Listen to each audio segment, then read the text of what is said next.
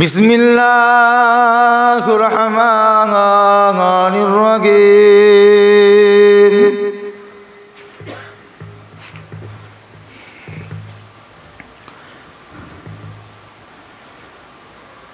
আলহামদুলিল্লাহি নাহমাদুহু ওয়া নাস্তাঈনুহু ওয়া নাস্তাগফিরুহু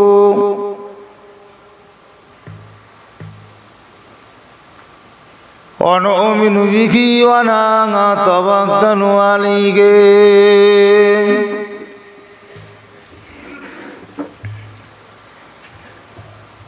ونعوذ بالله من شرور أنفسنا ومن سيئات أعمالنا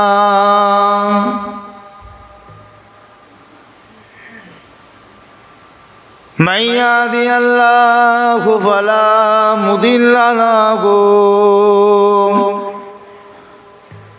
ومن يضلل فلا هادي له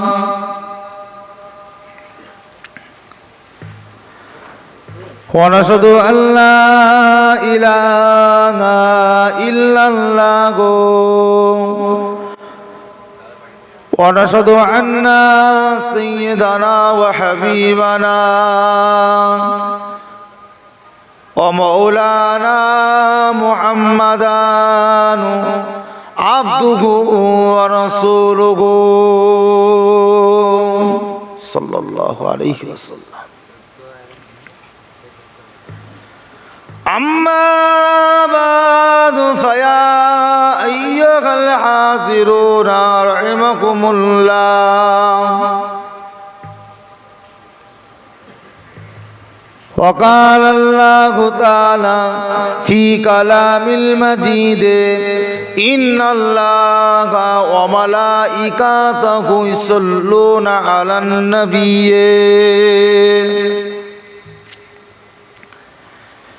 يا أيها الذين آمنوا صلوا عليه وسلموا تسليما اللهم صل على হালকা একটু হাসিয়ে দাও তো, হালকা, বেশি না।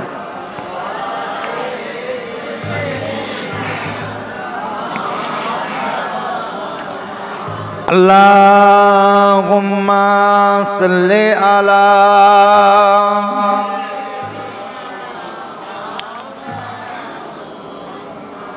wala ali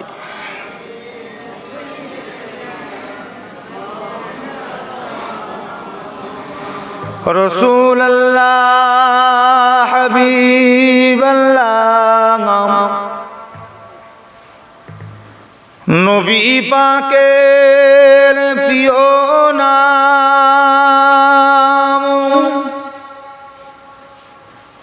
এই নামেতে দরুদ পড়ে আমার নবীর উম্মতগণ।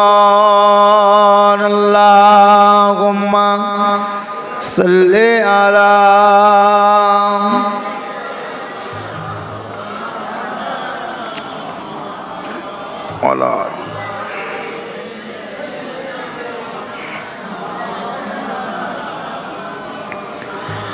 আরো বুকে পরম সুখে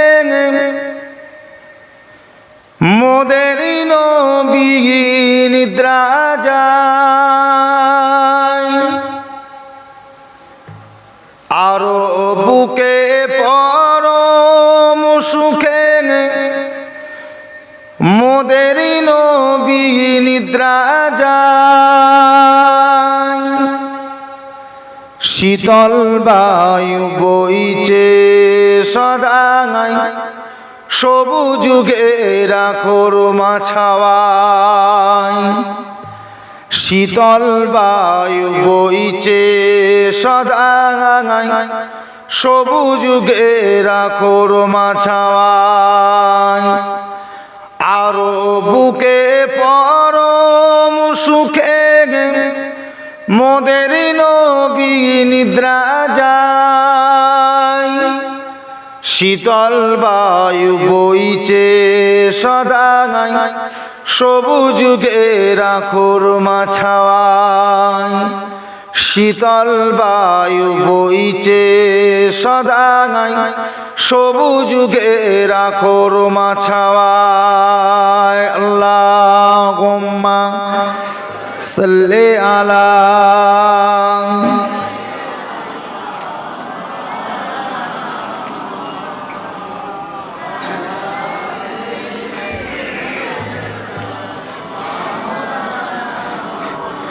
কলমে লা ইলাহা ইল্লাল্লাহ, লা ইলাহা ইল্লাল্লাহ,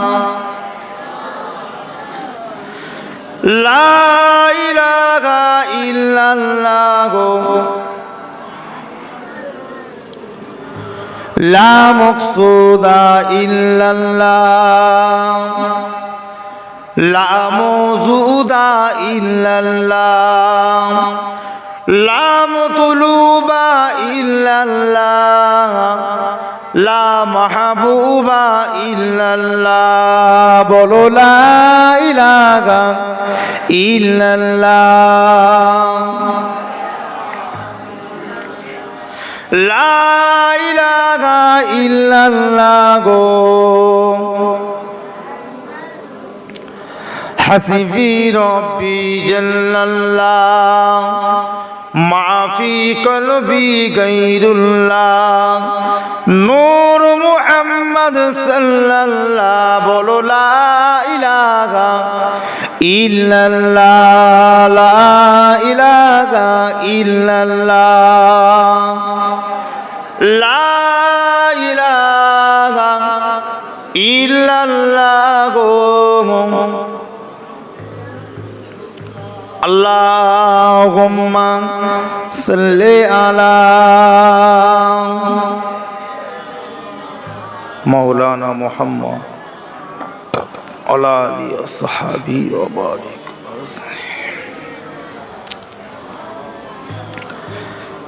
وقال الله تعالى في كلام المجيد وما خلقت الجن والإنس إلا ليعبدون. وقال النبي صلى الله عليه وسلم ما أكل فأفنى أو لبس فأكتنى وما نسيا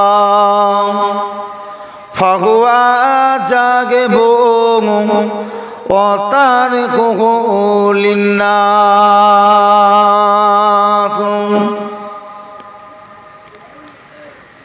प्यारे हाजिरानी मजलिस, উপস্থিত আজকে আমাদের দত্তপুকুর থানা নাকি এটা দেগঙ্গা, আমাদের দেগঙ্গা থানার অন্তর্গত শেরপুর গ্রামে ঈদে মিলাদুন নবী বিশ্ব নবী দিবস উপলক্ষে বিগত বছরের ন্যায় এবছরও সুন্দর একটা পাক মাহফিল, পাক ইসালে সওয়াব, তার সঙ্গে সঙ্গে আজকে আমরা মাহফিলে যতগুলো ভাই হাজির হয়েছি, উপস্থিত হয়েছি, আমাদের সকলের বাপ মা, দাদুজান, দাদিজান, নানাজান, নানিজান, মাই মুরব্বীদের রুহে মাগফিরাতের সবিরের সানির উদ্দেশ্য করে আল্লাহ আমাদের সকলকে নিয়েছে। আমরা সকলে এসে বসেছি। উপস্থিত আজকে আমার নামাজি ফরেজগার আল্লাহওয়ালা ভাইরা, বাবাজিরা, যুবকেরা, আমার মায়েরা, বোনেরা, বেটিরা, সর্বপ্রথম আজকে শেরপুর গ্রামের পাক ইসালে সওয়াব থেকে আল্লাহ পাকের দরবারে লাখো কোটি শুকরিয়া। এবং শেরপুর গ্রামের মাহফিল থেকে সোনার মদিনা শরীফে আমার রাসূলুল্লাহ দরবারে লাখো কোটি দরুদ ও সালাম। আল্লাহ পাকের নিয়ামত, আল্লাহ পাকের খাস একটা রহমত, যা আল্লাহ পাক বেছে বেছে বেছে বেছে গ্রাম থেকে অনেক মানুষের ভিতরে আমাদের মতন অধম গুনাহগার গুলোকে এই পাক মাহফিলে বসার একটা নসিব, একটা কপাল করে দিয়েছেন। সকলে বলুন আলহামদুলিল্লাহ। একবার জোরে বলুন আলহামদুলিল্লাহ। আর জোরে তাকবীর দেন, নারায়ে তাকবীর। জান খুলে দেন, নারায়ে তাকবীর, নারায়ে তাকবীর। সিলসিলায়ে হক ফুরফুরা শরী মুজাদ্দিদুজ জামানের সিলসিলা শেরপুর গ্রামের বার্ষিক ইসালে সওয়াব, নারায়ে তাকবীর। আলহামদুলিল্লাহ। আপনাদের ঘুম টুম পাচ্ছে নাকি? অল্প অল্প না পাবি তো, রাত্রি 12টা বাজে না, যে আমাদের অভ্যাস কি ঠিক না? আপনাদের যদি আমাদের মতো রেগুলার হতো আপনাদেরও অসুবিধা হতো না। আমাদের তো রেগুলার, আমরা এইভাবে এখন সারা রাত কাটিয়ে দেবো, কিছুই মনে হবে না। আবার দিনের বেলা আমাদের কষ্ট হবে, ঘুম পাবে। আর আপনাদের কি বছরে একদিন দুদিন বসে, দিনের বেলা আবার ঘুরতে ভালো লাগবে আপনাদের। আর আমাদের রাত এলে যেন আমাদের জানের জ্বালা, জলসা যদি না থাকে ঘুম হয় না, পেরেশান। জেগে জেগে জেগে জেগে গল্প করে গল্প করে সে 2:30 3টে 4টে বাজলে আস্তে আস্তে করে ঘরে ঢুকি, আস্তে আস্তে ঘরে ঢুকি। কিছুক্ষণ বাদেই তো ফজরের আজান, 5টার দিকে। ঘুম আর আসতে চাই না। গতদিনে তো আমি শুয়েছি প্রায় 5টা 15 হয়ে গেছে। জলসা ছিল না, বাড়ি দিয়েছিলাম, কিন্তু ঘুম আসেনি। কি করব? এ মাথা ও মাথা, এ মাথা ও মাথা করছে। যাই হোক, আল্লাহ পাক এক একজনকে এক এক দিকে আল্লাহ পাক কাজ দিয়েছে। আজকের আমাদের এই যে সুন্দর একটা মাহফিল শেরপুর গ্রামে আল্লাহ পাক করিয়েছেন। আমার আগে আমার ছোট ভাই, আমার পীরজাদা আবু জার সিদ্দিকী ভাই আপনাদের খিদমতে বেশ কিছু দেখলাম টাকা পয়সা তুললো। আল্লাহর রহমতে আপনারা সকলে খুশি মনেই দিলেন। এসব খুশি মনে দিয়েছেন তো নাকি? না পীরের আওলাদ হাত তুলেছেন আর পরে আর দেবেন না? কোনটা? পরে আর দেবে না, গুনাহ হবে না? ও আদা করে কোনোদিন ওয়াদা খেলাফ করতে আছে? আমি জানি আপনি আর কি করছেন। ওয়াদা করে ওয়াদা খেলাফ করতে নাই।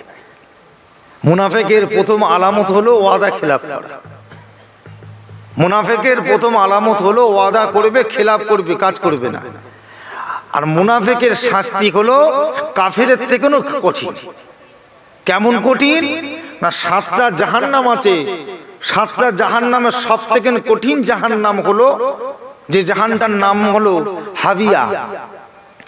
যারা মুনাফিক হবে তাদেরকে এই হাবিয়া নামক জাহান্নামায় রাখা হবে। কিন্তু আমার মূল বিষয় এটা নয়। আমার মূল বিষয় জানা দরকার, আপনারা টাকা পয়সা দিলেন, 5,000 2,000 1,000 টাকা করে বেশ দিলেন, দেখলাম ভালো লাগলো। ভাই কেন দিয়েছেন আপনারা? না, আমাদের গ্রামের আগামীতে আবার মাহফিলটা হবে, আমরা সবাই আবার মিলেঝুলে বসবো, কিছু আল্লাহ আল্লাহ রসুলের কথা শুনবো, নিজের জীবনটাকে বদলে নেব। কি কথা ঠিক কিনা? এটাই তো উদ্দেশ্য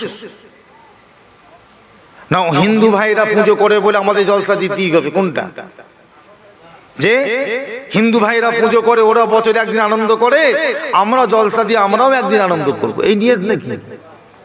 তারা তাদের ধর্ম কাজ করে, আমরা আমাদের ধর্ম কাজ করি। তারা তাদের ধর্মের কাজ করতে গিয়ে তারা তাদের প্রভুকে বলে, বলে না? তারা তাদের ঠাকুরকে বলে।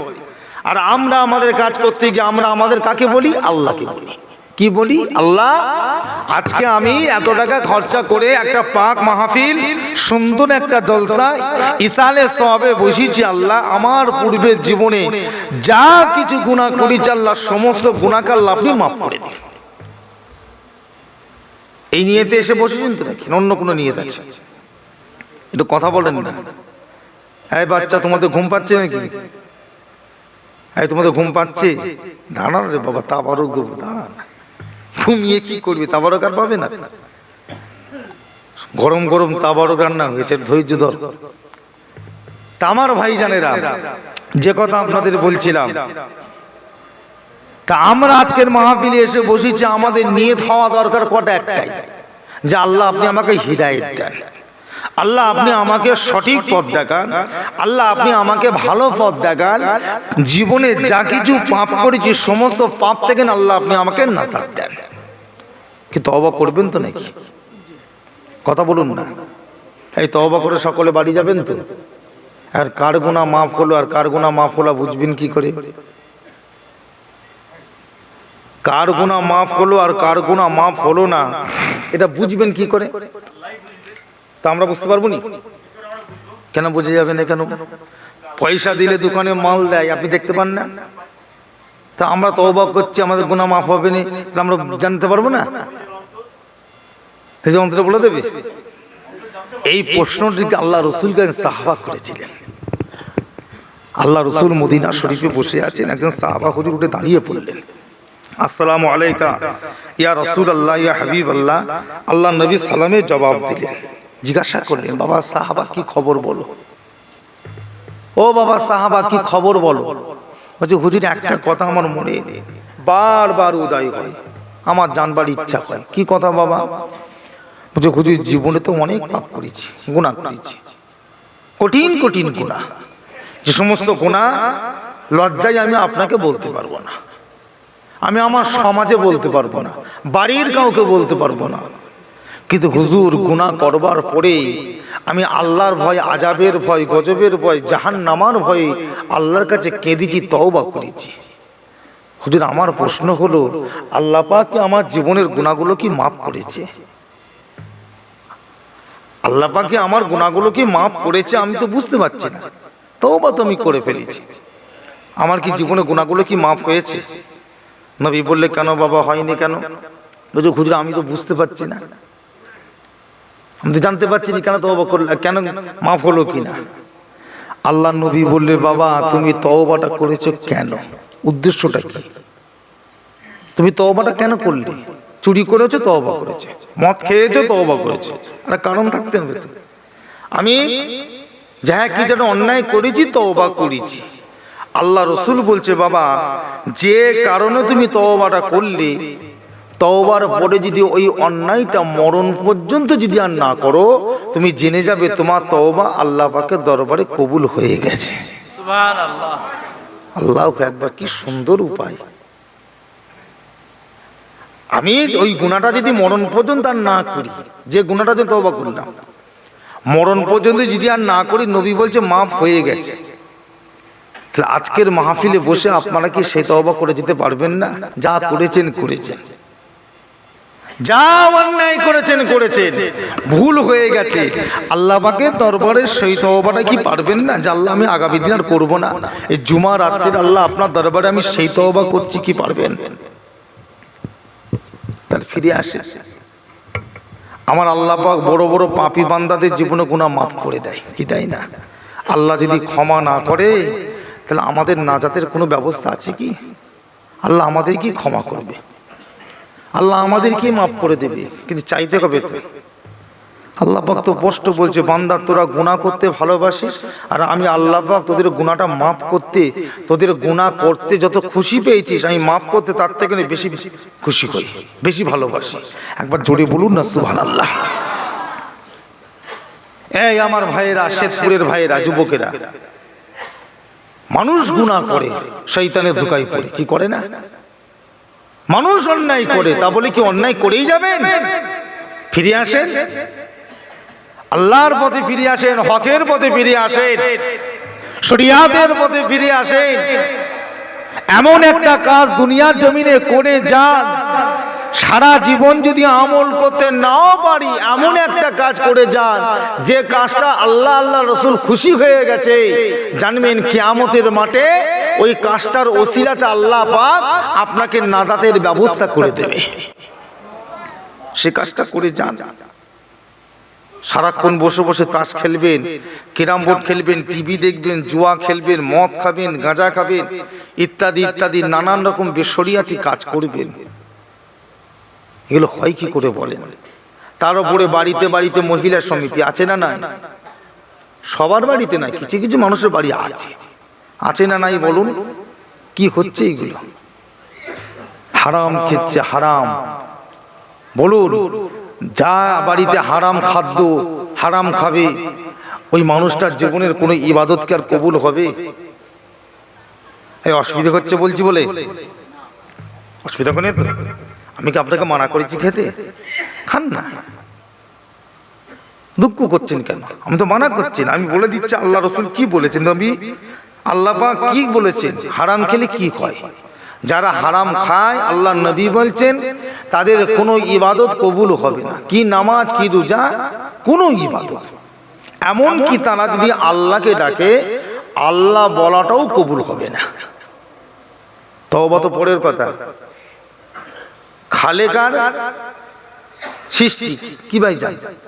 আমরা তো সৃষ্টি, আল্লাহ আমাদের কি কর্তা, আমরা সৃষ্টি। ছেলে যদি মাকে ডাকে, হাগো মা সাড়া দেয় না, আর বান্দা যদি আল্লাহকে ডাকে আল্লাহ সাড়া দেয় না। আল্লাহ রসুল বলছেন আমার আল্লাহ পাকের কাছে মায়া মোহাব্বত ভালোবাসা, এই যে একটা আল্লাহর কাছে ভান্ডার আছে, এই যে একটা সাগর, আল্লাহ যে মহান, মায়ার সাগর, ভালোবাসা সাগর, এই সাগর থেকে না আমার আল্লাহ কিঞ্চিত পরিমাণ এক ফোঁটা পানির মতো ভালোবাসা দুনিয়ায় ফেলে দিয়েছে।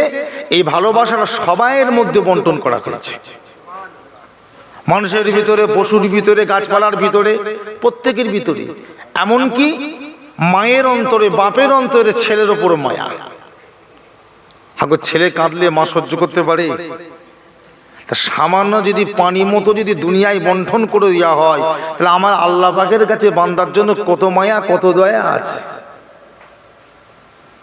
কথা বলুন না, আমার আল্লাহ পাকের কাছে বান্দার জন্য কতটা মায়া কতটা দয়া আছে, যা আমার আল্লাহ পাক বান্দার ডাক শুনে আমার আল্লাহ সহ্য করতে পারে না। বান্দা যখন কাঁদে, অন্যায় করেছি তো কি হয়েছে, বান্দা অন্যায় করবে না তো করবে কি? গুনাহ তো বান্দার জন্যই নাকি? গুনাহটা কার জন্য? গুনাহটা তো বান্দার জন্যই না, গুনাহ অন্য কারোর জন্য? গুনাহ তো আমাদের জন্য। আমাদের জন্য যেমন গুনাহ, আবার আমাদের জন্য তেমন তওবা। অন্যায় মানুষ করে কি করে না? দাদা হুজুর পীর কেবলার হাতে হাত দিয়ে বাংলাদেশে দাদা হুজুর কেবলা ওয়াজ করছেন। আপনার বরিশাল ওখানে একটা জাহাজের বন্দর আছে, বন্দর, ওই বন্দরে দাদা হুজুর কেবলা ওয়াজ করছেন, লক্ষ লক্ষ মানুষ দাঁড়িয়ে দাঁড়িয়ে শুনছেন। একজন হিন্দু এসে, ব্রাহ্মণ বাড়ির ছেলে এসে দাদা হুজুর পীর কেবলার সামনে দাঁড়িয়ে পড়লেন। দাদা হুজুর পীর কেবলার সামনে দাঁড়িয়ে পড়লেন। দাদা হুজুর পীর কেবলার সামনে দাঁড়িয়ে দাদা হুজুরের ওয়াজটা যতক্ষণ ওয়াজ করলেন দাঁড়িয়ে দাঁড়িয়ে শুনলেন। ওয়াজ শেষ, দোয়া হয়ে গেল, মাহফিল শেষ, যে যার মতো চলে যাচ্ছে। দাদা হুজুর পীর কেবলার কাছে দৌড়ে দৌড়ে এলেন, হুজুর আমাকে একটু আপনি হাতটা বাড়িয়ে আমাকে একটু তওবা পড়িয়ে আমাকে একটু মুসলমান করে নেন। কে বলুন তো? সুফি আব্দুল মোমেন। বাড়ি কোথায় বললাম? বাংলাদেশ। দাদা হুজুর কেবলা হাতে হাত দিয়ে মুসলমান হয়ে গেলেন। দাদা হুজুর কেবলাকে এসে বলে, হুজুর আমি আর বাড়ি ফিরবো না, সরকারি চাকরি করি ইংরেজ পিরিয়ডে।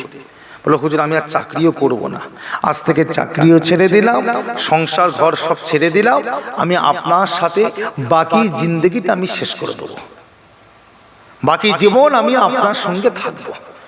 দাদা হুজুর কেবলার সঙ্গে সফর সঙ্গী হয়ে ফুরফুরা শরীফ এসে পৌঁছালেন। নাম ছিল কি? প্রতাপচন্দ্র সেন। নাম কি বললাম? প্রতাপচন্দ্র সেন। দাদা হুজুর পীরকে রহমতুল্লাহ আলাইহি নাম দিলেন সুফি আব্দুল মোমেন। যাও বাবা, নামাজ পড়ো, রোজা রাখো, আল্লাহ আল্লাহ রসুলকে ডাকো, ভালো পথে চলো বাবা।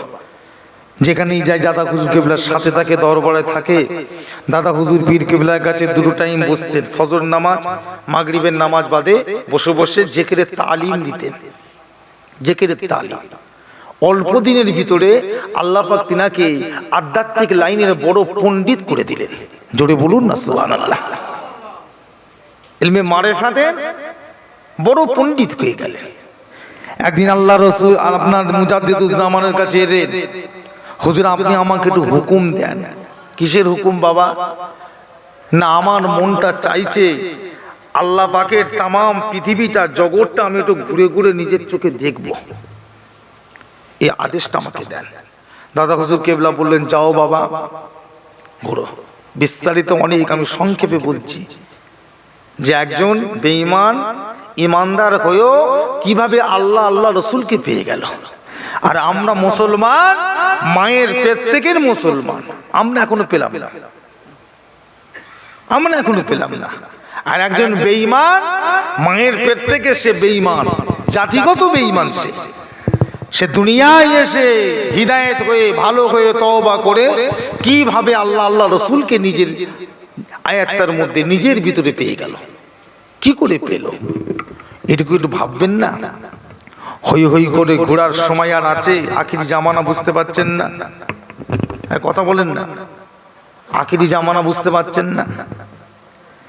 আল্লাহ নবী হাদিস পাকের মধ্যে বলেছেন, আখিরি জামানাটা এমন একটা জামানা হবে, এই জামানাতে যদি আমার কোনো উম্মত, আমি রাসূলুল্লাহ, আমার একটা সুন্নাতকে মজবুত করে ধরে রাখতে পারে, এ নওজোয়ান যুবকেরা ওই অবস্থাতে যদি মারা যায়, কিয়ামতের মাঠে আমার আল্লাহ পাক একটা সুন্নাতের ওসিলা করে আমার উম্মতটাকে নাজাত এনে ব্যবস্থা করে দেবেন। জোরে বলুন। একটা সুন্নত, সুন্নত বুঝতে পারছেন না? নবীর একটা যে কোনো সুন্নত নবী করেছেন, এমন একটা কাজ যদি আখিরি জামানার নবীর কোনো উম্মাত যদি মজবুত করে ধরে মরতে পারে, ওতেই নাজাত। তাহলে এটা কোন জামানা বুঝতে পারছেন না? এটা কোন জামানা বুঝতে পারছেন না? কত কঠিন জামানা। আগেকারে মানুষ তো বসে আছে, একবার জিজ্ঞাসা করে দেখেন, আসরের নামাজ পড়বো বলে উজু করতেন, ওই এক উজুতে মাগরিবের নামাজ আদায় করতেন, ওই উজুতে এশার নামাজও পড়ে ফেলতেন অনেকে। এর কথা ঠিক না ভুল বলছি? আর এখন মাগরিব আসরের নামাজ পড়ে মসজিদ থেকে বেরিয়েছে, উজু ভেঙে গেছে। না খোদার দুনিয়ায় এত কিছু আমরা চোখে দেখছি। এর কথা ঠিক না ভুল বলছি? এমন এমন আমরা অবাস্তব জিনিস দেখে ফেলছি, নোংরা জিনিস দেখে ফেলছি, উজু এমনি ভেঙে যাচ্ছে। ও ভাইয়েরা, মুজাদ্দিদুজ্জামানের দরবার থেকে দোয়া নিয়ে বেরিয়ে চলে গেলেন। 25 বছর পরে যখন দরবারে ফিরে এলেন, হযরতে মুফতি আজম আলা হযরত মির্জা হুজুর পীর কেবলা দরবারে বসে আছে। হযরতে সুফি আব্দুল মোমেন মেজো হুজুর কেবলার সামনে গিয়ে সালাম দিলেন। হযরতে মির্জা হুজুর পীর কেবলা জিজ্ঞাসা করলেন, ও বাবা সুফি আব্দুল মোমেন, এতদিন তোমাকে দেখতে পাই না, কোথায় গিয়েছিলে বাবা?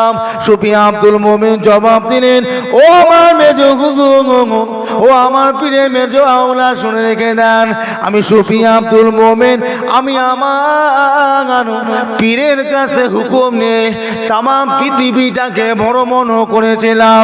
এই তামাম পৃথিবীটাকে ভ্রমণ করতে 25 বছর আমার সময় লেগে গেছে। হযরতে মির্জা হুজুর কেবলা জিজ্ঞাসা করলেন, ও ভাই সুফি আব্দুল মোমেন, তুমি তামাম পৃথিবীটাকে ভ্রমণ করে কি আল্লাহ পাকের নিয়ামত আপনি দেখেছেন বলেন? সুফি আব্দুল মোমেন বলেন, ও মেজো ভাই শুনে রেখে দিন, আমি তামাম পৃথিবীটাকে ভ্রমণ করে চাঁদ দেখেছি, সূর্য দেখেছি, পাহাড় দেখেছি, পর্বত দেখেছি, নদ নদী, সমুদ্র, পাহাড় পর্বত দেখেছি। মেজো হুজুর কেবলা জিজ্ঞাসা করলেন, ও সুফি আব্দুল মোমেন, আর কি তুমি কিছুই দেখো না? আর কি তোমার নজরে কিছু পড়ে না? সুফি আব্দুল মোমেন জবাব দেন, হুজুর, তামাম পৃথিবীতে যত আল্লাহর ওলিদের মাজার পেয়েছি, সমস্ত ওলিদের মাজার গুলো জিয়ারত করেছি। সুফি আব্দুল মোমেন দাঁড়িয়ে আছেন। মেজো হুজুর কেবলা প্রশ্ন করলেন, আব্দুল মোমেন, তুমি ওলিদের মাজার জিয়ারত করেছো, ওলিদের মাজার জিয়ারত করে কি পেয়েছে একবার বলো?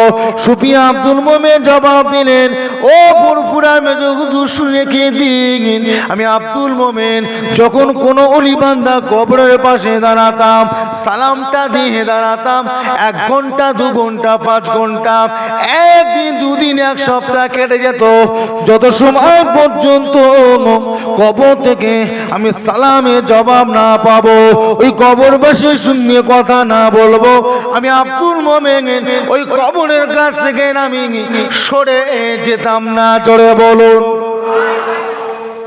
আরে হিন্দুর বাড়ির ছেলে, আরে হিন্দুর বাড়ির ছেলে, সে বলছে আমি কবরবাসী সালামের জবাব না নিয়ে আমি কবর থেকে কোনোদিন নড়ি না। আর আমরা মুসলমানের বাড়ির ছেলে কি করছি বলুন না? ভালো হন না ভাই, কি করবেন? কিসের লাফালাফি? কি চাই আপনাদের মনে? কি চাই বলুন না? কি চাই? দুনিয়া না আখিরাত, কোনটা? কথা বলেন। দুনিয়া চান না আখিরাত চান? যদি বলেন দুনিয়া চাই, তা দুনিয়ায় যা পারেন করে নেন, চিটিংবাজি বদমাইশি শয়তানি যত রকম আছে করে নেন, যদি বলেন দুনিয়া চাই।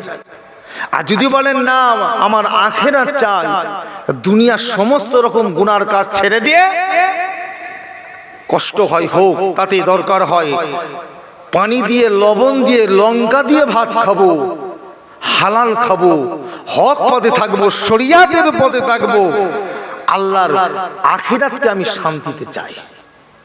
কোনটা চান? দুনিয়া না আখিরাত? দুনিয়া কদিন বাঁচবেন? 60 বছর তো ভারতবর্ষের মানুষের গড় আয়ু কতদিন?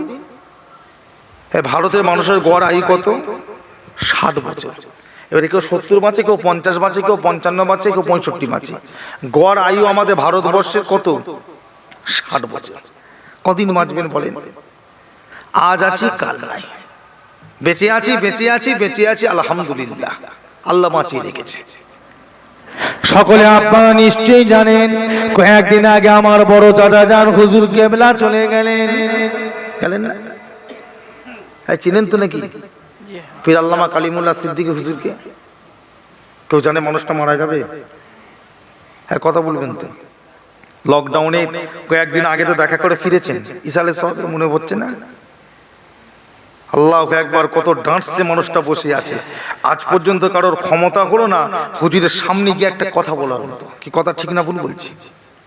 চলে গেল, কে জানি, আমরা নিজেরাই জানি না, কাউকে বুঝতেই দিল না। শরীর খারাপ, শরীর খারাপ, শরীর খারাপ, এইটুকু। কাউকে জানতেও দিল না, বুঝতেও দিল না, চলে গেল। যে মানুষটার জন্য দোয়া তামাম ভারতবর্ষ, পশ্চিমবাংলার কোটি কোটি মানুষ চাইছে, কি চাই না? কোটি কোটি মানুষ দোয়া চাইছে, যার জন্য আল্লাহ তাকে সুস্থ করে দাও। তা তিনা যদি বিমার হলে এতগুলো মানুষ দোয়া চাইবার লোক থাকে, আমার আপনার শরীর অসুস্থ হলে কে দোয়া চাইবে? কথা বলবেন তো। সেই মানুষটাকে আল্লাহ দুনিয়ায় রাখলেন না, মাত্র 79 বছর বয়সে দুনিয়া থেকে তুলে নিলেন, 79 বছরে। কিন্তু কেউ বলবে মানুষটা অত বুড়ো হয়েছে, কেউ বলবে ডাঁটছে 79 বছর ঘুরছে, অজ করছে, ডেলি 2-3টে করে মাহফিল করছে, কি কথা ঠিক না? হ্যাঁ, কথা বলবেন তো। লকডাউনের আগে, লকডাউন ইন্তেকালের 1 সপ্তাহ আগে, ইন্তেকাল 1 সপ্তাহ, 1 সপ্তাহ নয় 5 দিন আগে 2টো মাহফিল করে ঘরে এসেছে, ওই শেষ মাহফিল। তো চিন্তা করে দেখেন, ওই মানুষটা চলে যাবে দুনিয়া থেকে কে জানে। হেল্লাই রুজি বাহানাই মত, বেঁচে আছি বেঁচে আছি, আল্লাহ বাঁচিয়ে রেখেছেন, আলহামদুলিল্লাহ। ও ভাইয়েরা, ফুরফুরা শরীফের আলাগজরা ছোট হুজুর পীর কেবলা রহমাতুল্লাহ আলাইহি জিনার জীবন চরিত্রটা দেখেন। 1 বছর 2 বছর নয়, 21টা বছর ধন প্রদান আকার জঙ্গল ইবাদত করেছে। মুজাহিদুজ্জামান 21 বছর, ছোট হুজুর কেবলা 18 বছর ইবাদত করেছে। হুজুর কেবলা শরীরটা অসুস্থ হয়ে পড়েছে, বিছানার মধ্যে পড়ে আছে, হাজার হাজার মানুষ দেখা করার জন্য আসে। ছোট হুজুর কেবলা বিছানায় পড়ে আছে। মেজ হুজুর কেবলা ঈশার নামাজটা বাদে ছোট হুজুর কেবলার পাশে গিয়ে বসলেন। মেজ হুজুর কেবলা জিজ্ঞাসা করলেন, জুলফিকার তুমি এখন কেমন আছো? ছোট হুজুর কেবলা চুপ করে আছে। মেজো ভাই, আল্লাহ পাক আমাকে ভালো রেখেছে। ও ভাইরা, এই যে কথাটা করছেন সেখানে 4 ঘন্টা আগে কথাবার্তা আলাপ আলোচনা করছে। মেজ হুজুর কেবলা জিজ্ঞাসা করলে, ভাই তোমার শরীরটা বড্ড খারাপ, অসুবিধে হয় আমাকে বলো। ছোট হুজুর কেবলা বলেন, না মেজো ভাই, আল্লাহ পাক আমাকে ভালো রেখেছে। কথা বলতে বলতে হঠাৎ করে দেখতে পাওয়া যায় ছোট হুজুর কেবলা দুটো চোখ দিয়ে টপ টপ করে পানি পড়ে। মেজ হুজুর কেবলা জিজ্ঞাসা করলে, জুলফিকার তোমার শরীরের ভিতরে কি কোনো কষ্ট হয়? বলছে, না মেজো ভাই, আমার কষ্ট হয় না, আমার মনের ভিতরে একটা কথা বারবার উদয় হয়, আমি জুলফিকার মারা যাব, আমি আর দুনিয়াতে বাঁচবো না। মেজো ভাই আপনি আমার জন্য দোয়া করেন, আল্লাহ পাক রব্বুল আলামিন আমাকে যেন মরণের সময় ঈমান আমাগান খাতেমা বিল খায়রে নসিব করেন। জোরে বলো। কি দোয়া বুঝতে পারছেন? এটা কি? ঈমান আমাল খাতিমা বিল খায়র। এর থেকে বড় দোয়া আমাদের আর কিছু নাই। এর থেকে বড় দোয়া আর কিচ্ছু নাই। ঈমান, আল্লাহ পাক আমাকে ঈমানের সঙ্গে আমলের সঙ্গে খাতিমা বিল খায়র, আল্লাহ আমাকে মরণের সময় শেষ কথা কি কলেমা পড়তে পড়তে আল্লাহ মরণ নসিব করেন। জড়িয়ে বলুন আল্লাহুম্মা আমিন। ছোট হুজুর দোয়া চাইছে, 18 বছর ধনপুতায় বসেছিল অন্ধকারে, তাহাজ্জুদ পড়েছে, আবাবিন পড়েছে, সালাতুত তাসবিহ পড়েছে, ইশরাক পড়েছে, এই পড়ে না? বলুন। তা সেই মানুষটা দোয়া চাইছে কিসে? যে আল্লাহ পাক যেন আমাকে মরণের সময় ঈমান আমাল খাতিমা বিল খায়র নসিব করেন। এ মুসলমান, তাহলে আপনার আমার নসিবে কি আছে? কথা বলবেন তো? আমার আপনার নসিবে কি আছে একটু ভেবে চিন্তে দেখেছেন? হই করে ঘুরছেন, মনের ভিতরে ভয়টা রাখেন, কবরে যেতে হবে না বলেন। কত মানুষ তো চলে গেল। আমার দেখায় 2020 সালে আমার জীবনে দেখায় 1 বছরে এত মানুষ মরে না। কি কথা ঠিক না? কি করে মরল বলে? বলছে করোনাতে মরেছে। করোনাটা একটা বাহানা, হায়াত শেষ, চলে গেছে। কি কথা ঠিক না? হায়াত নাই, কি করবে? ভালো হতে শিখেন ভাই। নবীর আশিক হন, নবীর প্রেমিকগণ। নবীকে ভালোবেসেছিলেন কারা? তাদের দিকে তাকান। রাসূলুল্লাহকে প্রেম করেছিল তার কারা? তাদের দিকে তাকান। আল্লাহ নবী জিহাদের ময়দানে গেলেন, যুদ্ধের ময়দানে গেলেন, যে যুদ্ধটার নাম ছিল বদরের যুদ্ধ। 313 জন নিয়ে আল্লাহ রাসূল হাজির হয়ে গেলেন। উল্টো দিকে দাঁড়িয়ে আছে মক্কার কুফফারে কুরাইশদের 1000 কাফের, রাসূলুল্লাহর দিকে মাত্র 313 জন। কজন? 313। যুদ্ধ আরম্ভ হয়ে গেল। আল্লাহ পাক অতি অল্প সময়ের ভিতরে আমার রাসূলুল্লাহকে ইসলামকে আল্লাহ ফতে দান করলেন। একবার জোরে বলুন না সুবহানাল্লাহ। জিতে গেছেন নবী আমার, কিন্তু রাসূলুল্লাহর কিছু সাহাবা শহীদ হয়ে গেলেন। কতজন সাহাবা? 13 জন। হিসাব মনে রাখবেন। গিয়েছিলেন কতজন? 313। চলে গেলেন কজন? 13 জন। আর কাফেররা এসেছিল কতজন? 1000। ওদের মরেছে কতজন? 70 জন। ওরা গেল 70, আর রাসূলুল্লাহ গেলেন 313-র মধ্যে 13 জন চলে গেলেন। আল্লাহ নবী সাহাবা হুজুরদের নিয়ে হাঁপিয়ে গেছেন। সব একটা লড়াই করেছেন, বুঝতে পারছেন না? তখন কি এখনকার কি বন্দুক নিয়ে নাকি না কামান নিয়ে? তখন ছিল সামনাসামনি লড়াই। তখন ছিল কার কত ক্ষমতার লড়াই, কার শরীরে কত বল ছিল তার লড়াই। জিহাদ যখন হয়ে গেল, যুদ্ধের মাঠ যখন রাসূলুল্লাহ জিতে গেলেন, সব কাফেররা মাঠ ছেড়ে পালালো। রাসূলুল্লাহ সাহাবাদের লাশগুলো সব বিকৃতি হয়ে ছিটিছাড় হয়ে পড়ে আছে। আল্লাহ নবী সাহাবাদের ডেকে বলল, যাও আমার শহীদান সাহাবাদের লাশগুলোকে তুলে আমি রাসূলুল্লাহ আমার সামনে এনে সব একটা কাতার দিয়ে শুইয়ে দাও। একটা করে কাতার দিয়ে রাসূলুল্লাহর সামনে সব শুইয়ে দিয়া গেল। আল্লাহ নবী সবাইয়ের জন্য দোয়া চাইছেন আর কাঁদছেন, খুব কাঁদছেন নবী আমার। দোয়া চাইছেন আর কাঁদছেন আর বলছেন, আল্লাহ আমার এই সাহাবাদের উপর আপনি খুশি হয়ে যান। আল্লাহ আমি খুশি হয়ে গেছি, আল্লাহ আপনিও খুশি হয়ে যান। একবার জোরে বলুন না সুবহানাল্লাহ। এখন নবীর দোয়া ফেরত হবে, কথা বলে, নবীর দোয়া ফেরত হবে। দোয়া চাইছে নবী আমার, আল্লাহ এদের উপর আমি খুশি, আপনি খুশি, তার নবী খুশি মানে তো আল্লাহ খুশি। দোয়া চাইছে, এইভাবে দোয়া চাইতে যাইতে আমার রাসূলুল্লাহ এক একজনের মুখের দিকে তাকিয়ে তাকিয়ে আগিয়ে যাচ্ছেন।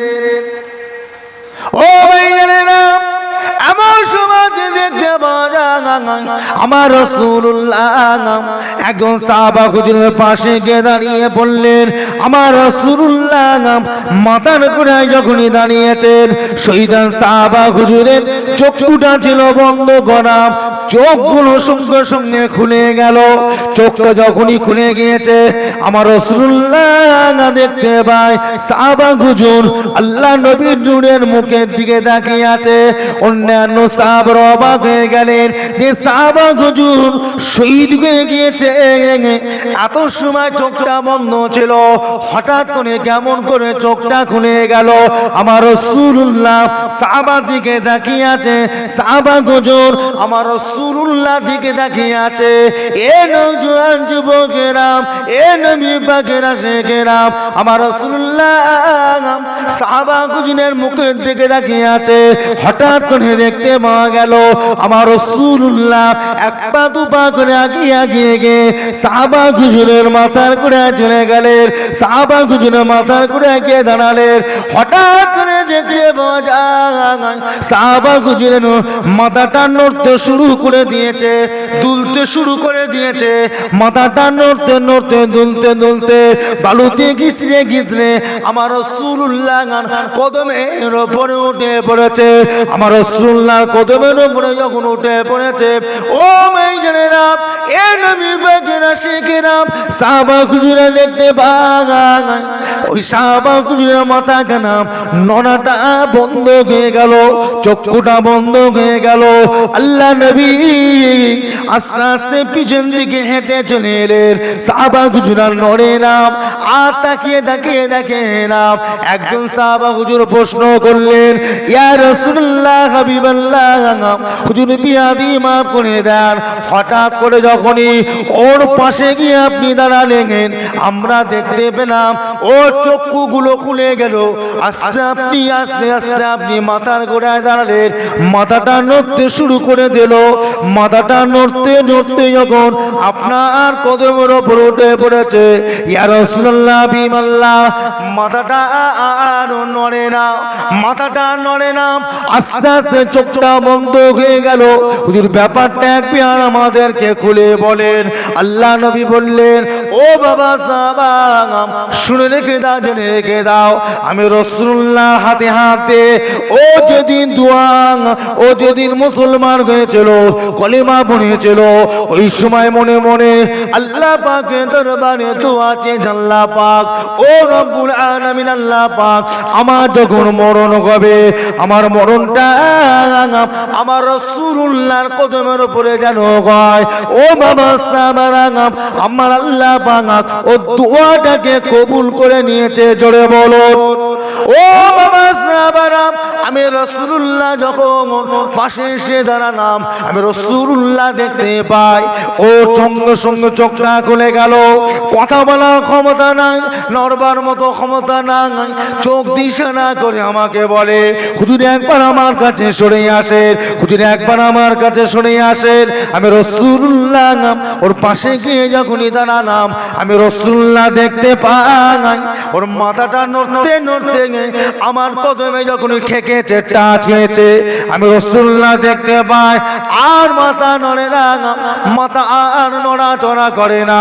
আল্লাহ পাক আমাকে দেখাতে লেগেছে, আমি রাসূলুল্লাহ দেখতে পাই আল্লাহ পাকের ফেরেশতা মালিকুল মউত এসে ওর রূহটাকে কবজ করে নিয়ে চলে গেল, জোরে বলো। এইটা হলো মহব্বত। দোয়া চেয়েছে কবে আর কবুল হচ্ছে কবে? হ্যাঁ, দোয়া কবুল হয়তো না, হয় না, কথা বলবেন তো। পৃথিবীতে শ্রেষ্ঠ ইবাদত কি? এই পৃথিবীর শ্রেষ্ঠ ইবাদত কি? দোয়া। দোয়া এমন একটা ইবাদত, যত রকম ইবাদত আছে, নামাজ, রোজা, হজ, যাকাত, দান, খায়রাত, সমস্ত ইবাদতের শ্রেষ্ঠ ইবাদত হলো দোয়া। যার দোয়া কবুল ওই বান্দার সব কবুল, আর যার দোয়া কবুল হয় না ওই বান্দার কিচ্ছু কবুল হবে না।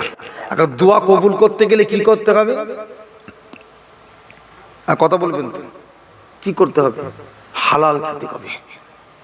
দোয়া কবুল করতে গেলে কি হতে হবে? শরীরকে পাক রাখতে হবে। দোয়া কবুল করতে গেলে কি হবে? জবানটাকে ঠিক রাখতে হবে। চগলখুরি করবেন, মিথ্যা বলবেন, এর বাঁশ ওকে দেবেন, এর কথা ওকে লাগাবেন। এ মুসলমান, শরীরটা পাক রাখতে হবে। আমাদের সমাজে একদল ছেলে আছে দেখবেন, শেখপুর বাজার বলেন, বীরা বাজার বলেন, আশেপাশে বাজার থেকে যখন বাড়ি বেনে যদি ওকে পেশাব পেয়ে যায়, রাস্তায় দাঁড়িয়ে যায়, বসার সময় নেই, দাঁড়িয়ে দাঁড়িয়ে পেশাব করে ওই অবস্থায় কাপড়ের মধ্যে পেশাব লাগিয়ে বাড়ি ফিরে আসে। কি কথা ঠিক না? ওর কিছু কবুল হবে? এরকম ছিল আমাদের সমাজে, আছে না নাই? কথা বলে না কেন? করে না? সারা রাত না পাক, সারাদিন না পাক, হাগো ওর উপরে আল্লাহর রহমত হবে। পৃথিবীর সবচাইতে বেশি মানুষ আযাব ভুগবে কিসে জানেন? ওই পেশাবের, পেশাব শরীরে লাগার জন্য। অনেকে দেখেন না, পেশাব করতে বসে ছিটকেসে গায়ে পড়ে না? কথা বলবেন তো, ধোই না, ওই অবস্থায় চলে যায়। সবচাইতে বেশি জাহান্নামী হবে কি জন্য? ওই শরীরে পেশাবের ফোঁটা পড়ার জন্য, ছিটকি পড়ার জন্য। এইগুলো নিজেকে পাক হন।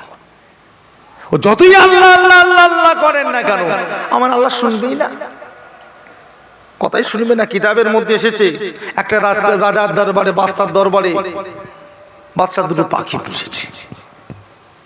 দুটো পাখি জানেন, একটা পাখির নাম হলো কাক, আর একটা হলো কোকিল।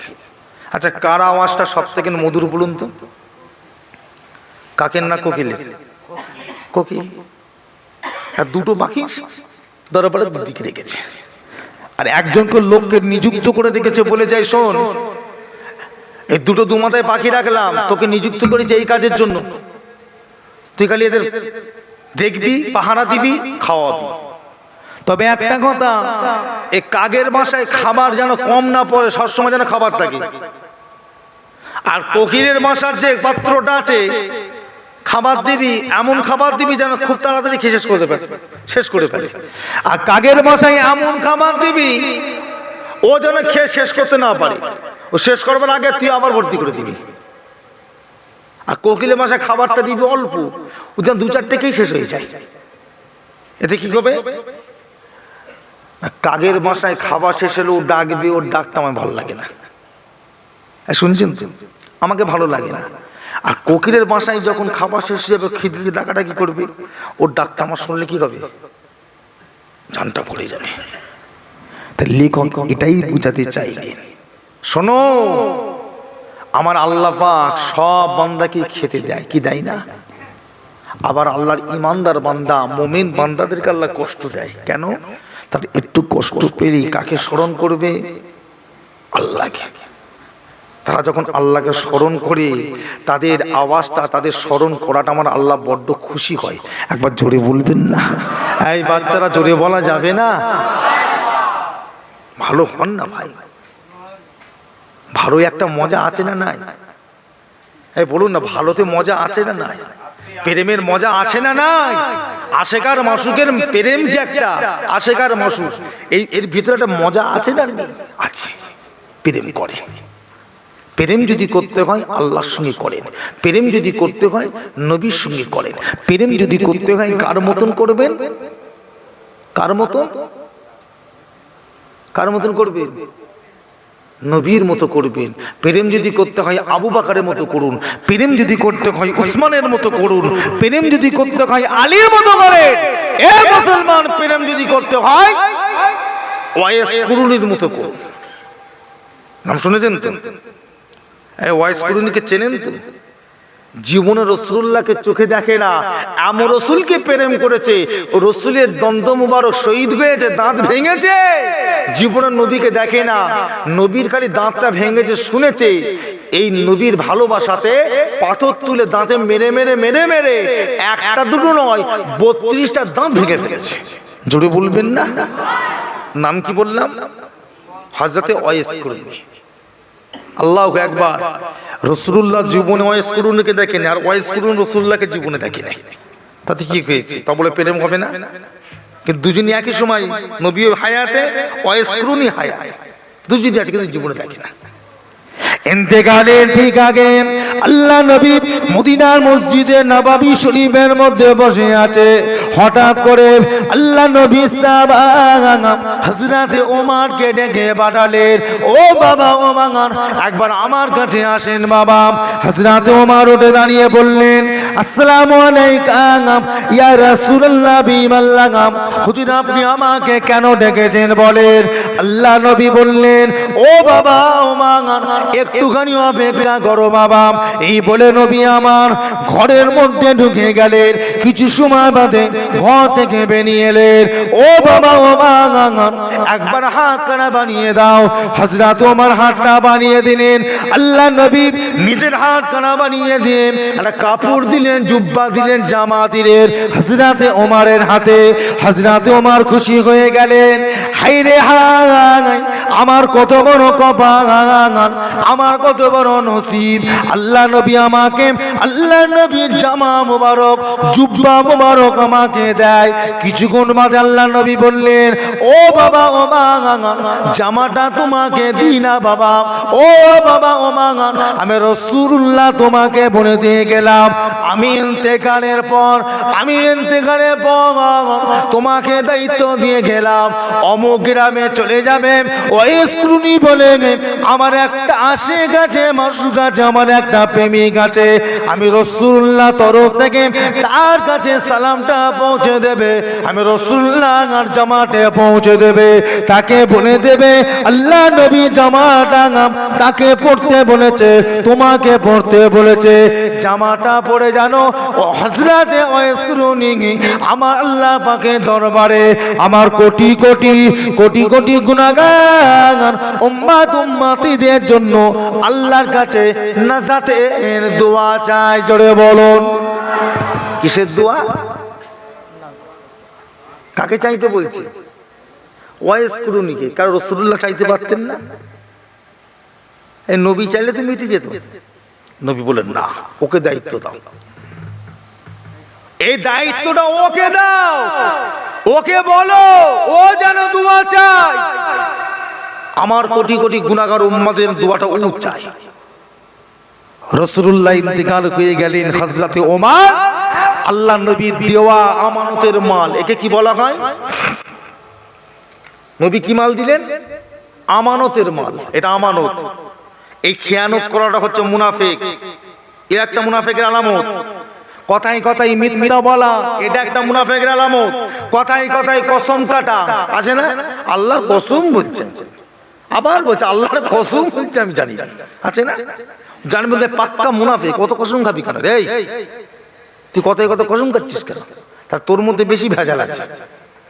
কথা বুঝেছেন? কথায় কথায় মিথ্যা, কথায় কথায় আমানতের মাল খেয়ানত, এগুলো হচ্ছে মুনাফিকের আলামত।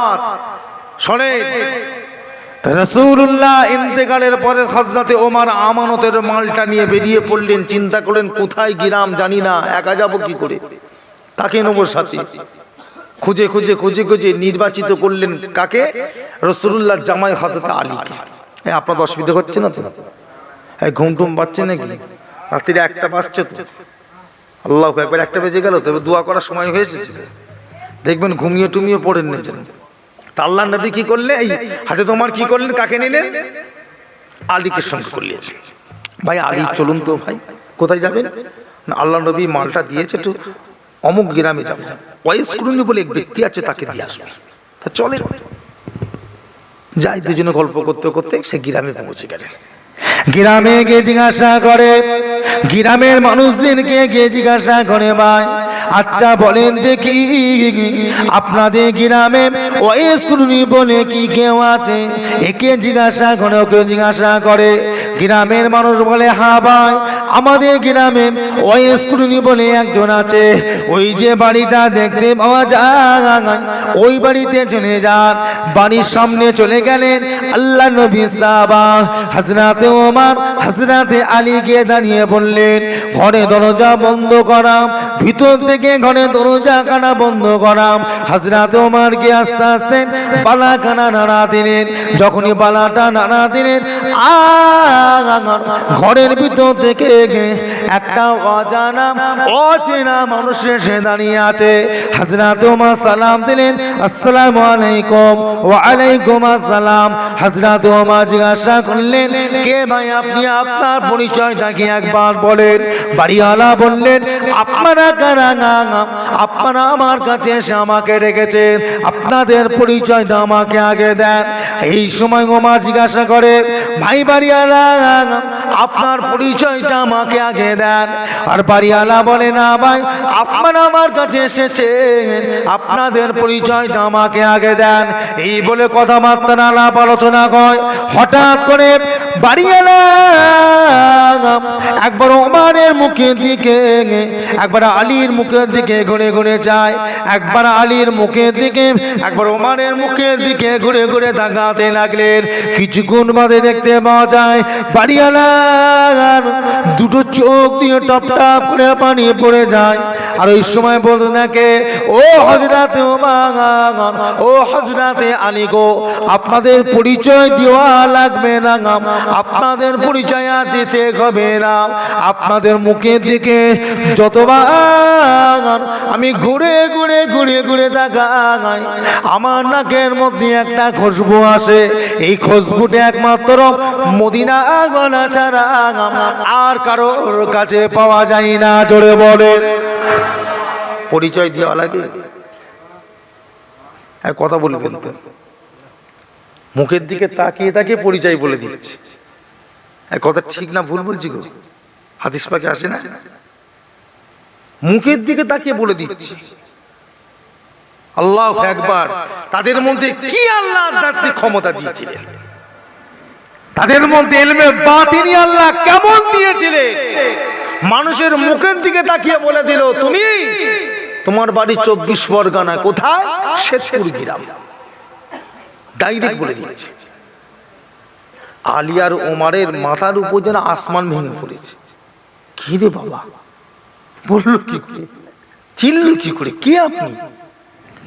হ্যাঁ আপনার পরিচয় কি, আপনি কি? ওই সময় বাড়িওয়ালা বললেন ও ভাই আলী গো, ও হযরতে আলী, আমি অন্য কেউ নয়, যার খোঁজেতে আল্লাহ নবী পাঠিয়েছে আমি হলাম ওয়াইস কুরনি। জোরে বলেন আমি আমি আমি সেই ছেলে। কি খবর বলে যেই বলেছে আমি সেই ছেলে ওয়াইস কুরনি। হযরতে ওমর লাভ কানে গিয়ে বুকের মধ্যে জড়িয়ে ধরলেন, বুকের মধ্যে জড়িয়ে ধরে বলছে ভাই ওয়াইস কুরনি, আপনার কাছে আল্লাহ নবী পাঠিয়েছে। আচ্ছা ভাই আপনি বলেন দেখি জীবনে কি এমন আমল করলেন আমার রাসূলুল্লাহ নিজের শরীরে জামাখানা খুলে আপনাকে দিয়ে দিলেন, কি এমন আমল করেছেন আপনি বলেন। হযরতে ওয়াইস কুরনি ঝরঝর করে কাঁদে আর বলে আমি এমন কোন আমল করি না, এমন কোন আমি কাজ করি না। হযরতে ওমর সঙ্গে সঙ্গে হাতখানা বাড়িয়ে দিয়ে জামাটা দিয়ে দিলেন আর বললেন ভাই ওয়াইস কুরনি, আল্লাহ নবী আপনাকে সালাম দিয়েছে, আল্লাহ নবী বলে দিয়েছেন জামাখানা বনে আমার আল্লাহ পাকের দরবারে আমার রাসূলুল্লাহর কোটি কোটি গুনাহগার উম্মত উম্মতিদের জন্য নাজাত এনে দোয়া চাইতে। জোরে বলেন ও ওয়াইস কুরনি, তবে এক না কথা আমাকে আপনাকে আমাকে বলতে হবে ভাই, কি করে আপনি জুব্বা পেলেন, রাসূলুল্লাহকে কেমন করে আপনি খুশি করলেন, কি এমন ইবাদত করেছেন আপনি বলেন। ওই সময় ওয়াইস কুরনি বলেছে ভাই আমি এমন কোন ইবাদত করি না, আমি একটা কাজ করেছিলাম। 1 তারিখে আমার কানে একখানা আওয়াজ এলো, আল্লাহ নবীর জিহাদের ময়দানে গিয়ে যুদ্ধ করতে গিয়ে একটা দাঁত শরীক হয়ে গিয়েছে, মোড়ের মধ্যে একটা ঘিরিনা। আমার রাসূলুল্লাহ যখন দাঁত না, আমার কেমনে দাঁত থাকবে, একটা পাথর তুলে দাঁতের মধ্যে মেরে মেরে দাঁতখানা ভেঙে ফেললাম। দাঁতটা ভাঙার পর আমার চিন্তা হয়, এই দাঁতটা যদি রাসূলুল্লাহ না ভাঙে তাহলে আমার দাঁতটা বেকার ভাঙা হয়ে যাবে। পাশের দাঁতটা ভেঙে ফেললাম। একটা একটা করে আমি আমার 32টা দাঁতকে ভেঙে ফেললাম। দাঁতগুলো ভাঙার পর আমার মুখ দিয়ে এত পরিমাণে রক্ত, এত পরিমাণে খুন গড়াতে লাগলো, আমি আর দাঁড়াতে পারলাম না। বেহুশ হয়ে জমিনে পড়ে গেলাম। জমিনে যখন পড়ে পড়ে বেহুশ হয়ে পড়ে আছি, আল্লাহ পাক আমাকে যখন হুঁশ ইনায়েত করলেন, জ্ঞানটা ফেরার পর আমি দেখি আমি জমিনে পড়ে আছি। আমাকে সান্ত্বনা দিবার জন্য কেউ না, আমি একা পড়ে পড়ে কষ্ট পাচ্ছি, যন্ত্রণায় ছটফট করি, এদিক ওদিক চাই, আল্লাহ পাকের কাছে কাঁদি, আল্লাহ পাক আমাকে সান্ত্বনা দিবার মতো কি কেউ আসবে না। এই বলে কাঁদতে কাঁদতে এদিক ওদিক চেয়ে চেয়ে দেখতে দেখতে আমার চোখখানা একবার মাথার দিকে নজরটা চলে গেল, উপর দিকে চলে গেল। আমি ওয়াইসকুরুনিকে আল্লাহ পাক দেখাতে লাগে আমার মাথার গোড়ায় আমাকে সান্ত্বনা দেবার জন্য আমার আল্লাহ পাক স্বয়ং আমার রাসূলুল্লাহকে পাঠিয়ে দিয়েছে। জোরে বলবেন না আল্লাহু আকবার। জীবনে নবীকে দেখেছে? কথা বলেন না, হই হই করছে, জায়গা খুঁজে পান না। এটা দুনিয়া জানেন না, এটা দুনিয়া, এটা কবর নয়, এটা কিয়ামত নয়। যা ইচ্ছা করবেন সব মেনে নেবে, এত সহজ নয়। এখানে যে কোনো একটা কাজ করবেন অক্ষরে অক্ষরে আপনাকে বুঝিয়ে দিতে হবে। কি কথা ঠিক না?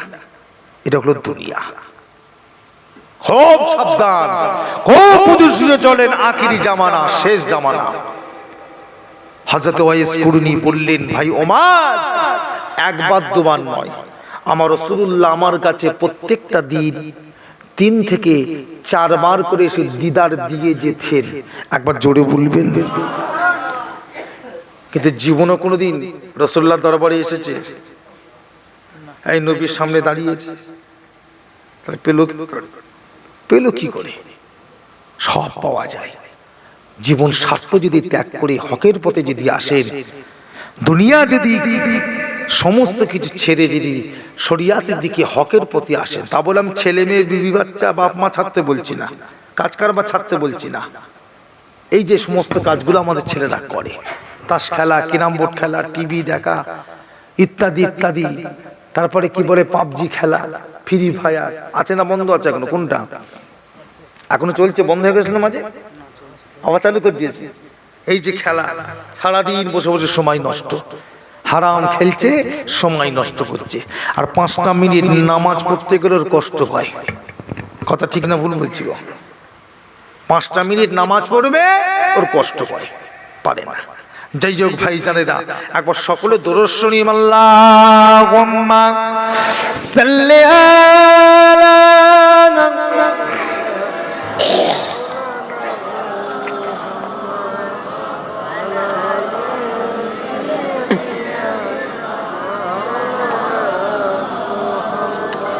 আল্লাহুম্মা সাল্লি আলা। সালাম পড়াচ্ছেন? সালাম পড়াচ্ছি, সকালে তুমি করবো, ওই জন্য সালাম পড়ে দিচ্ছি।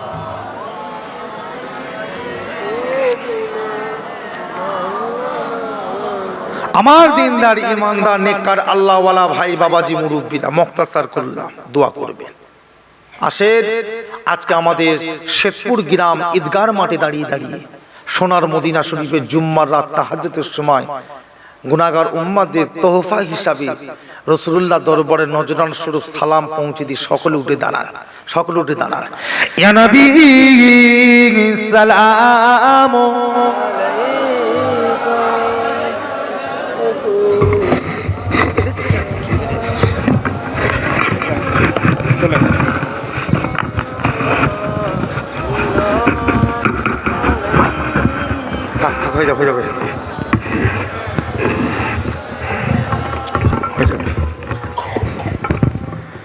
তলাল বাদর আলাইনা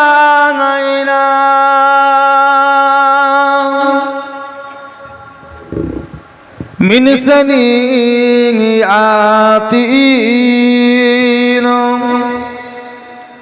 বিদাই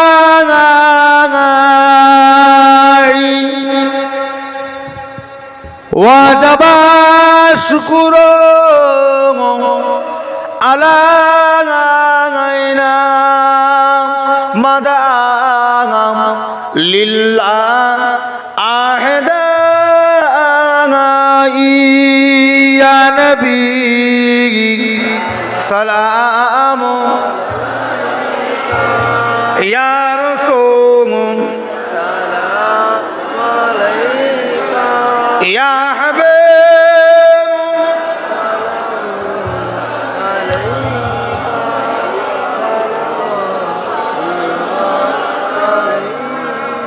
জিবরাইল দিলেন যে আওয়াজ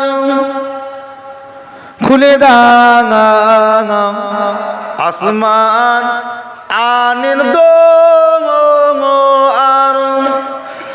এসেছেন নবী ঈদের সরদার করিতে আল্লাহ আরো দিদায়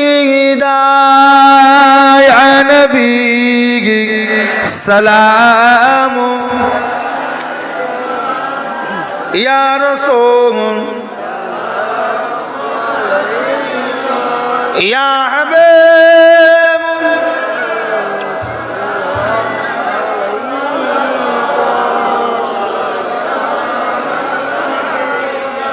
নবীজির আব্বা আব্দুল্লাহ নবীজির আম্মা আমেনা নবীজির দুদুমা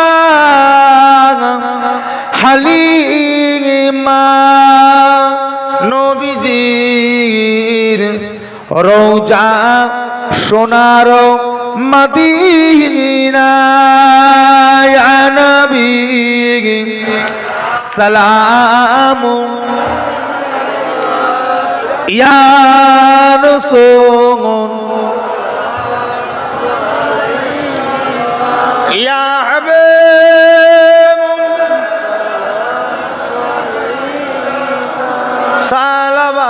সালাওয়াতুল্লাহ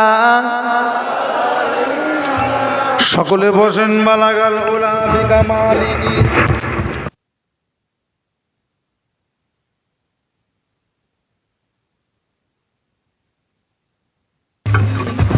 দরুদ শরীফ আল্লাহুম্মা সাল্লি আলা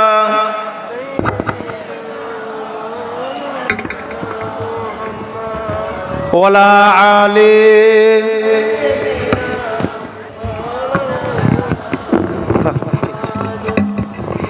আমার দিনদার ইমানদার নেককার আল্লাহওয়ালা ভাইয়েরা বাবাজিরা মুরব্বীরা ছেলেরা যুবক নওজোয়ানেরা